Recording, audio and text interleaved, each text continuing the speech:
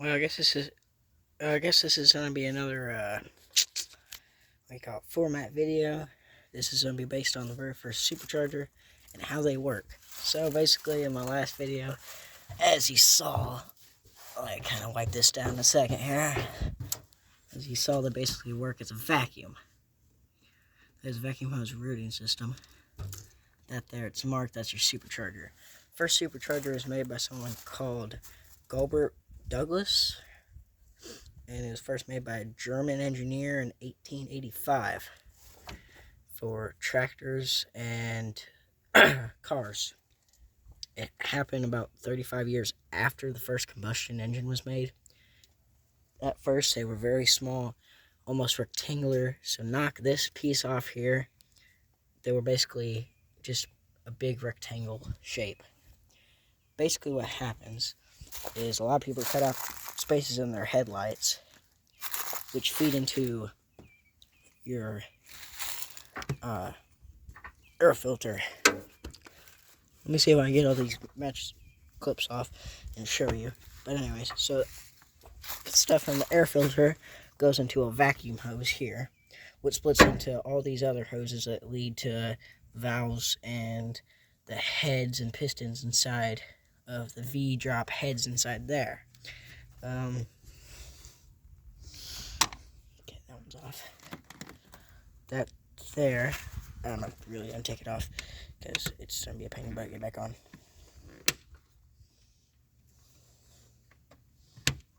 Anyways, so basically, this big joint here, if you've ever seen a motorcycle, like my long format video for the first dirt bike, these are basically reeds. Reeds and dirt bike are stuff that basically a very, very micro small supercharger for two-stroke motorcycles. So a supercharger takes air in from there, sucks it into these three different hoses here, here, and here. From there, it takes it, these hoses take it into the radiator, and the other hose goes back into the supercharger back there. Whenever they lead back to the superchargers, there's gears, springs, and there's little turbines in this thing. From here all the way back into here. There's going to be springs from here that drive a pulley. Whenever you give this vehicle a long, hard push of throttle, which these would be your throttle cables here, both of them, they open up those valves, which whenever those valves open, it creates more airflow to go into here.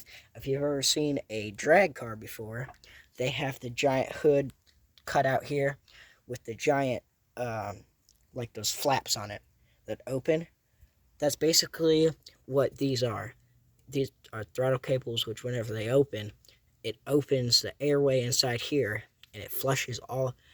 This sucks in air so much. I think for this truck, sucks in 500 something pounds of air a minute or something like that. And freaking, it's outrageous. Oh no, PSI. 500 PSI of air. That's how much this can hold. And this engine by itself, with the supercharger, without supercharger, it runs about 300. Oh no, about 2. And with it, it's about 450. So, but whenever it gets from the supercharger, whenever these airways open inside there, inside the bottom, which are down there, the airways open and it gets fed into the block of the engine.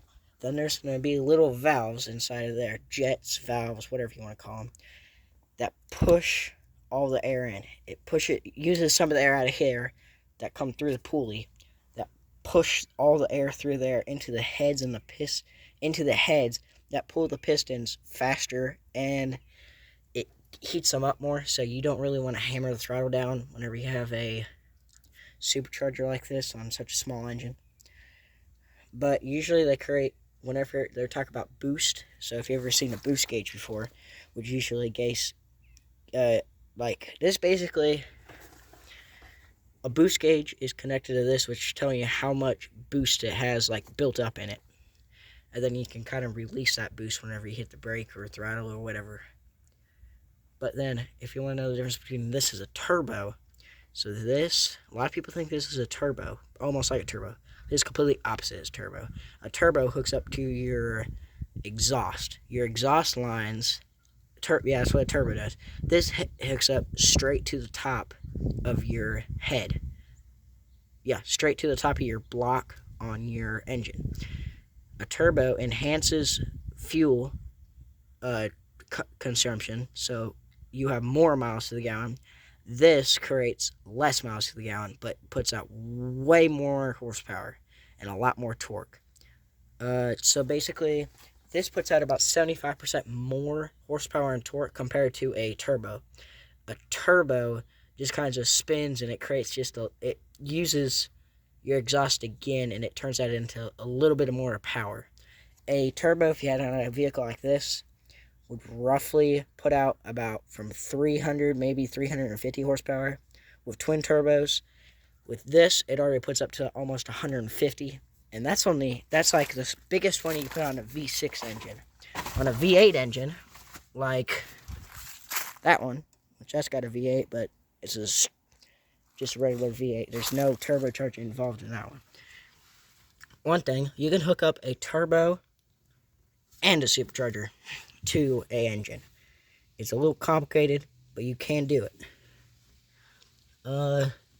Right down here, as you can see, right there, right down there, if you see that block, I'll try zooming in here. That thing right there, that is a block, and that block feeds to the supercharger. So basically all the air goes into the center of the head of the engine. As you can tell, pistons are here, like we went over on the last one. There's a reason why there's a big dip down there. There's like a really big dip down there, is so that all the air can go into there, which feeds from the crankshaft, which causes the crankshaft to crank faster and more, creating more horsepower and torque because your engine's getting more air. With a turbo, you do the same thing where you hook it up straight from the air filter. A lot of people hook it up straight to the exhaust, how you're supposed to. But some people, especially people that own Toyota Supras, like a Mark IV Supra, a lot of people either have this headlight taken out or this headlight taken out, which you can only legally have one taken out. But they take one of the headlights out and they put the turbo straight up to the air filter, which usually you want to take it straight to the exhaust. Like, where you would want to hook a turbo at would be roughly right there. And if you're having a twin turbo, you would want one either farther back, up there by where that knuckle bracing is, there, that's a little bit burnt up. And then you would run it off two different pipes. Or if you wanted to, you can make instead of having a twin turbo, have a vehicle that has 6 turbos on each exhaust manifold. But all I'm saying, this is a lot cheaper to buy. Like, let me go to a diesel engine real fast. Actually, no, I'll just make another format video about the first person that made a diesel engine. Yeah, seems like a better idea. So that video will be next. Basically it for this. First supercharger for engines was put on tractors and motorcycles. For some reason, someone decided to put one on a motorcycle. And it was also first built and put on, very, very first thing it was put on was a 2-cylinder Model T, which is actually pretty surprising that they put it on there. And it was made by someone called whatever I said in the beginning, Darwin or something like that.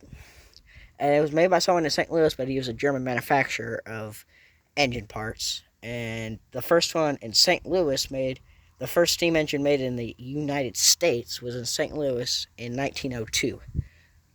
So, I guess that's all you need to know. So, I guess this will be the end for right now.